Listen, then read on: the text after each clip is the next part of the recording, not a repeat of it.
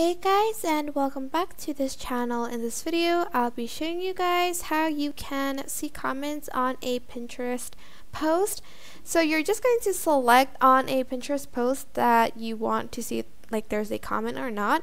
For instance, this one maybe, you're going to click on it, and as you can see there is a one comment, and I could go on and on. It's like continuing the lyrics, and that's basically how you can see comments. You can also add a comment here.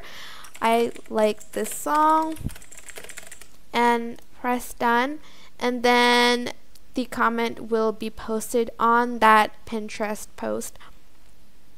That's pretty much how you can see Pinterest comments. I hope this tutorial was helpful for you guys.